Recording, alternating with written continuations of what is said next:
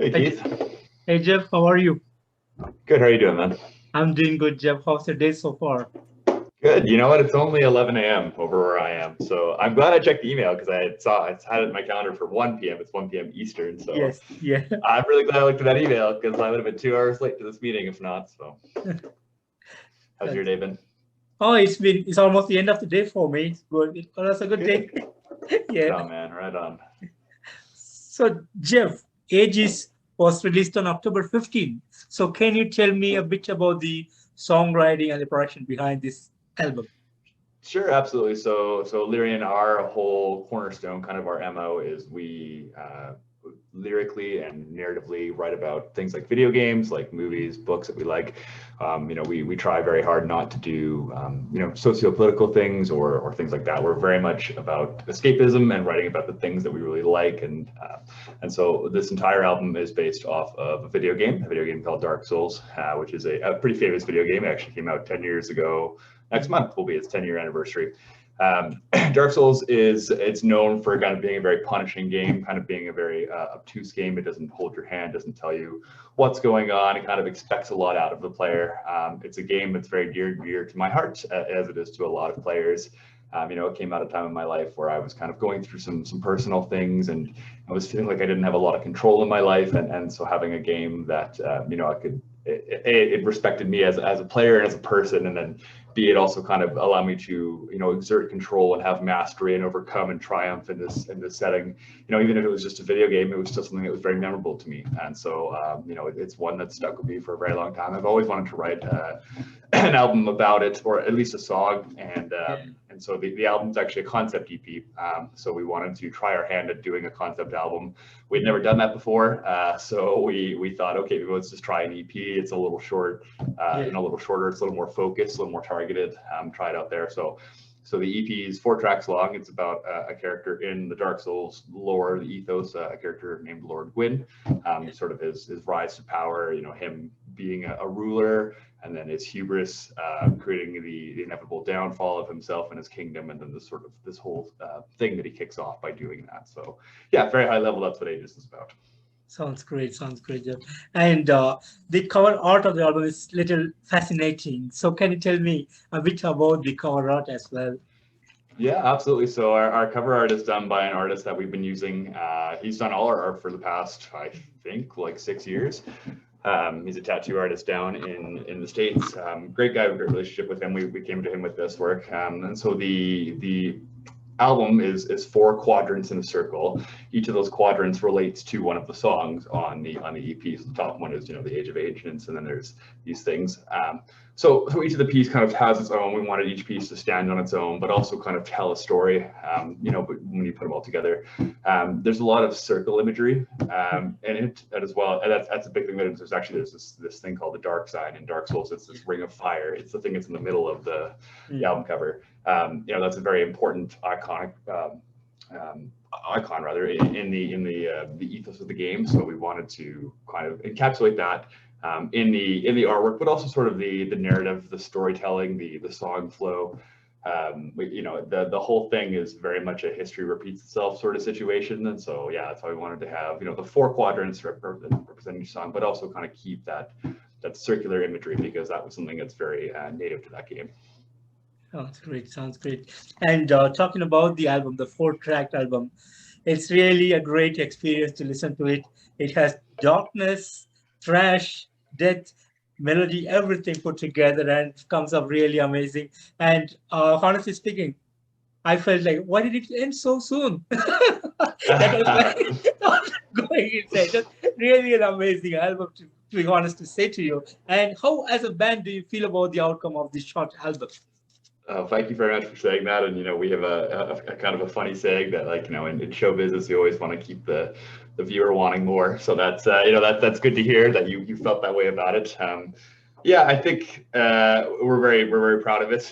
It was something that we, with COVID, COVID happened right as we were starting to get into this album. So there was a lot of things, like everybody, we had to kind of pivot and adjust and do things a little bit differently. We couldn't get into a space together for I think about 10 months we went not seeing each other. So a lot of this was worked on remotely. We kind of did our parts individually, collaborated, not in a space together, which was very different for us. And that was hard. That was a tough adjustment. You know, we've always kind of been about the organic chemistry of just being in a room together. So having to kind of navigate that was its own challenge. We changed tunings. We went down from, you know, standard tuning down to D standard. And so kind of, you know, working with that and having our instruments kind of, you know, work physically different in my case, you know, that was quite different. And we just kind of wanted to try a few things. You know, I mentioned the concept piece. That was something we wanted to try. And that was sort of a new way of approaching writing music and having to have things sort of link up, or at least kind of have some sort of semblance of progression in a different kind of way. You know, it wasn't just a bunch of songs we put together. It was like, no, these songs need to tell a story in an arc. And we also just kind of wanted to, you know, with that new tuning, just see, okay, well, maybe let's lean into the death side of our, you know, we kind of go by a death thrash moniker. Let's try, you know, no thrash vocals this time. Let's just try doing the guttural deep death vocals and see what that sounds like, and kind of trying and playing with those textures. So, you know, I think there was a lot of exploration on this EP. Things that we very deliberately tried to do different, and things that we had no choice but to do differently with the pandemic and such, right? So, you know, I think we're all very proud of where it ended up. You know, I'm with you. I think 20 minutes, it goes by quickly, and I'm like, ah, man, if we put one more song on there, you know, that was just, but no, I mean, you know, I'm very pleased with what we ended up doing with it. You know, I think we figured out how to do a concept a little bit better. You know, there was a lot of kind of things we learned the hard way, or things that if we were to go back and do, we would do it differently in certain spots. So yeah, I think the whole thing was a bit of a learning experience for us, and you know, we're very excited to take that knowledge and take that process and now bring it forth into the next album, which will be a full-length album. Amazing, amazing job. And since you have dedicated an album for a video game with a concept towards it, do you have plans to make a video game by yourself in the future? I've thought about it. You know, I've been playing video games since I was a wee lad. You know, I have a lot to say about the video game creation industry. You know, it is an industry, not to go too off in the weeds here, but it's, you know, it can be pretty volatile. Unfortunately, there's a lot of, you know, there's a big conversation going on about the people that make video games and how it's sort of, you know, it's not really that new of a market. Video games have been around for 40 some years now, but they're, you know, they're not unionized, and there's a lot of stories of people working crazy hours, a lot of crunch. You know, sometimes not getting paid, people having personal lives fall apart because of the amount of time and commitment that is involved to make these things. You know, it's just, there's a quote like, and the fact that any video game comes out at all is a miracle. You know, like there's just so much that goes into these things. But I'm always very fascinated by that process, and I follow that industry quite closely from that perspective. I kind of take the stance of like, you know what, I love video games. I think I'll just play them to enjoy them. You know, like I think I've done enough with my art with music. You know, like if I wanted to do video games, I don't know if I could do video games and music. You know, that's just like, now we're taking the two things I love and really trying to do them for work, and that sometimes can really kind of spoil it, right? You know, sometimes there are moments with music where I'm just like, I would rather just go see a show than have to play 10 shows in a row this week, you know, like. So you know, I think I would love to design a video game, but I don't know if I ever will have the actual bandwidth, the capacity, and just frankly the willpower to just do it. Yeah. Awesome. And last year, you guys received the YYC Music Award for the Best Recording of the Year. So how do you feel about this recognition from them? That was huge, honestly. Like we won that for our last album. It's called The Entity Unknown. Yeah. You know, it was something that we didn't write. We don't ever do these things for those kind of accolades. Like we write this music because we enjoy doing it, and we just, you know, that's just always been the way we do it. But to have our art and our music be recognized by a legitimate arts council, you know, was very nice. It was that was a moment of accomplishment for me. You know, like the four of us have been musicians for, you know, the better part of a decade, more in some cases, and you know, we've kind of been at this in one way or another for that whole time. And you know, even if that's just kind of a drop in a bucket long term of like, oh, you won an award, congratulations, like that's a big thing to celebrate. You know, that's like, people like what we're doing, and it's nice to get that feedback and have it in the form of like a legitimate award and a trophy. You know, like that's not just like a resume filler. It is, but it's also, you know, like that's a very personal thing to me. So, you know, I was over the moon when we heard that, and unfortunately, you know, the ceremony happened. You know, in the height of COVID, it was, you know, we couldn't have a physical one. We were actually supposed to be touring Europe at the time, but like, you know, obviously that didn't happen either. So the whole thing was a little bittersweet. You know, we were kind of watching it from our own respective apartments, and like, you know, we didn't think we were gonna win. We were kind of whatever. We won. We were like, oh shit, we won! Like, oh my god, we probably should have got together for this. You know, yeah. So it was just a nice reminder. It was kind of a bit of a pick me up and put some wind back in our sails. I'm like, okay, yeah, we're doing something right. We should keep doing what we're doing. Wonderful, wonderful.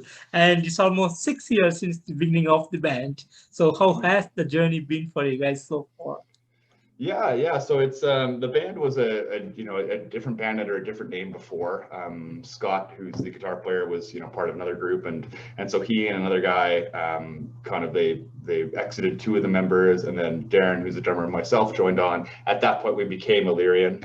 And then so, you know, so when Darren and I came on, we were sort of I don't want to say we were hired guns, but Scott and Brandon had already had an album written, and so they just kind of needed guys to come in, write the bass and drum parts, and then record it, and then move on from there. So I think that first album, you know, he being Darren, kind of we're still finding our footings and didn't want to step on toes necessarily. Just kind of like, okay, yeah, we're here this is your project. We're happy to honor that. And then, you know, kind of that whole process, we became more comfortable with each other, and we just started to, you know, kind of learn and grow in different ways. Darren was a punk drummer, and so coming from punk to metal, like that's quite a learning curve. Metal is a very technical style on drums, and he really, you know, buckled down and got her figured out. And you can even hear that between Round 2 Fight is a 2016 album, the one that they wrote, and then Entity, the one that we won the award for, that was the one that we wrote kind of more as a unit. You know, his drumming just goes from here to here. It's insanely different. Vocally, like the only vocals I do on Round 2 Fight, I think, are some shouting background vocals, you know, very like gang style stuff. And then by Entity Unknown, I'm one of the two primary singers, and now I more or less am the primary singer. You know, like I had totally learned to sing through this project. I never sang before any of this, right? So I think it's, you know, bands are a lot like relationships. Like you learn and you grow together, and like you have fights, there's ups and downs. But you know, you come out the other end being stronger than the sum of your parts. You know, like it's not just the individuals that make it up. It's the chemistry that you have together, and you know, the product that you make being more than just what you are, if that makes sense. Amazing. And what would be the touring plans like for you guys for this year or early next year? Great question. You know, obviously with COVID still continuing to be a thing, like there's a lot of things that are up in the air. Quite unfortunately, as of last Friday, we no longer have Darren or Kelly in the band. They both have decided to step away from the band. So at the moment, Illyrian is just Scott and myself. So we are going to just take a little break, and just, you know, we've gone through a blitz of releasing this EP and playing some shows and doing the marketing around all that. So we're just going to take a few weeks off and just kind of settle and decompress, and then when we're getting back to it, we're going to start, you know, auditioning drummers and another guitar player, and so that process will probably start to happen, you know, late November, early December, and that could take a while. You know, we're going to be pretty picky about things and make sure we get the right fit. And when we were looking for Kelly, you know, that took us almost a year to find her. So, you know, if that's how long it takes, then so be it. I guess on a brighter note, like Scott and I are the main writers. So as far as making new music and that kind of stuff is concerned, like we don't need to wait on new members to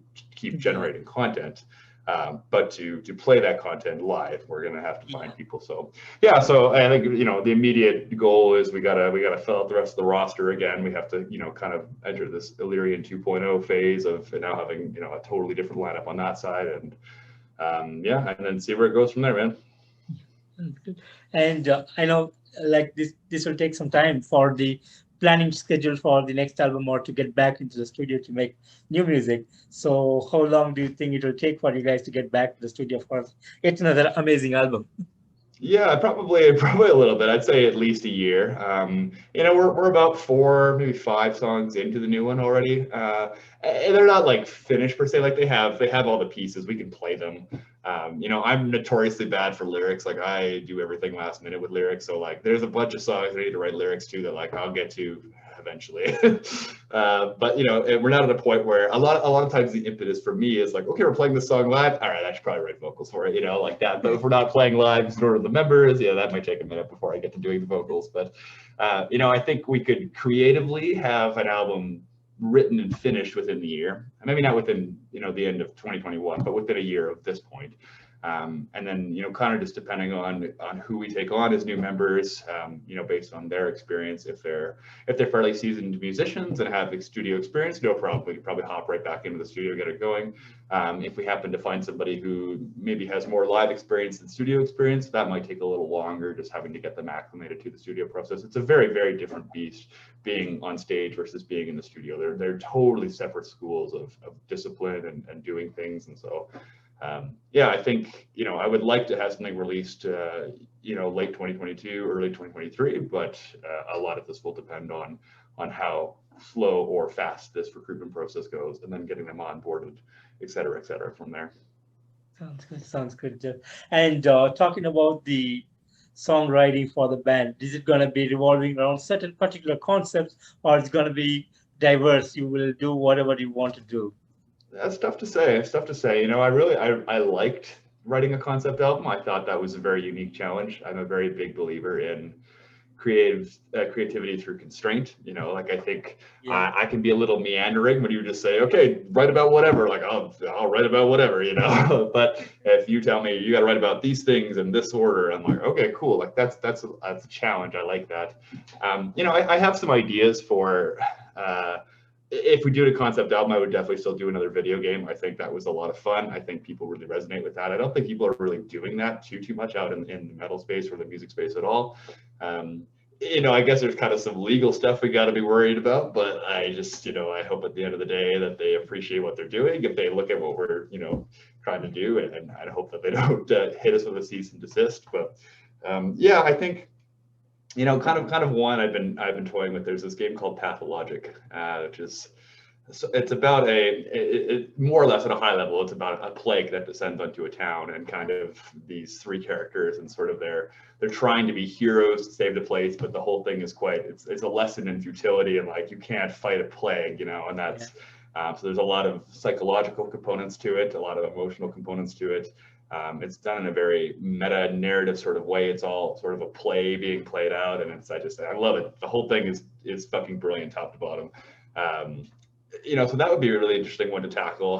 That being said, I don't know if I want to necessarily like spend my time writing an album about a plague right now, with things as they are, and like, you know, I think, and if it really, you know, like I just don't know if that's where I want to be emotionally and creatively. So we'll see. I might get into it and really enjoy the process and find some catharsis in it, and you know, but I also don't want to release it if people are just kind of tired of talking about, you know, what this has done to our planet and this and that by the end of this, right? Like that's very not what Illyrian is about. So so we'll see. That's something that I think I'm drawn to at the moment. You know, ask me in a year, I might be in a very different place. So Sounds good, Jeff. Sounds good. And would you like to share some of the great moments that you had over the years? yeah, I mean, touring is something that we love doing. You know, in Canada is a massive country, and so when you're touring Canada, it's like you're probably driving minimum 6 hours between places. It's like honestly more 10 hours, upwards to 15 in some cases. And so we've got a Durango that we tour in, a big Dodge Durango, and this Dodge Durango has like in the back seat there's like a screen that kind of pops down. You know, you can plug a DVD player in, so it's got the red, yellow, white plugins. We've got like a GameCube that we just bring along with us, and we plug it in. So we'll be back there, you know, we'll be playing Mario Party, or we just kind of will play video games together on the road. And that's always just like a fun experience. I really love doing that. Yeah, and you really get to know each other when you have to spend, you know, 10 plus hours on the road together. Like you're stuck in this vehicle. It's just you really forge some bonds out of that. And so, you know, when I think back to a lot of the really positive memories I have that aren't necessarily on stage, and there are a lot of really great stage moments, but it's just like I really like that process of it. And you know, I think it's like, yeah, I really like it. It just feels like an adventure, you know, and I really like that part of it. I'd probably feel different about touring if I had to do it 300 days a year. Sure, I'll give you that. But you know, for where we're at and what we're doing right now, I think when we take off for a couple weeks a year and just you know, get to go share our craft and share our art with people and just you know, kind of do this thing together. That to me is, you know, I really like that experience. So that's why we do these things. Sounds good. Sounds good. Jeff. And Jeff, finally, what would be the message that you want to give to your amazing fans around the world?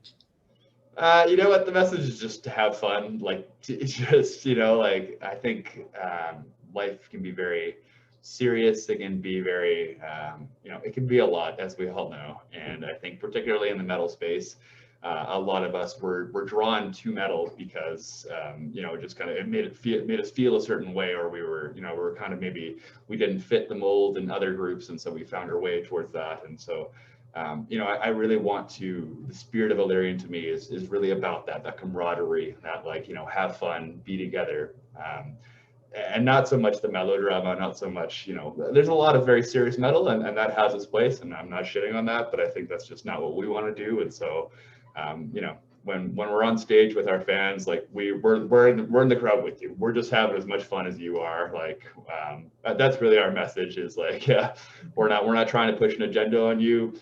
We're just here to have a good time and be together. Wonderful, wonderful, Jeff. And Jeff, thank you so much for giving me today this opportunity to talk to you on this interview. It's a real pleasure for me. And thanks to you and the entire band for giving us the amazing music to the metal fraternity around the world. It's a real pleasure to listen to you guys, and looking forward for more music from you guys real soon. And you have a good day ahead, Jeff. That's awesome. Thanks so much, Keith. Thanks for having me on the show. Take care. Take care. Bye-bye. Bye now.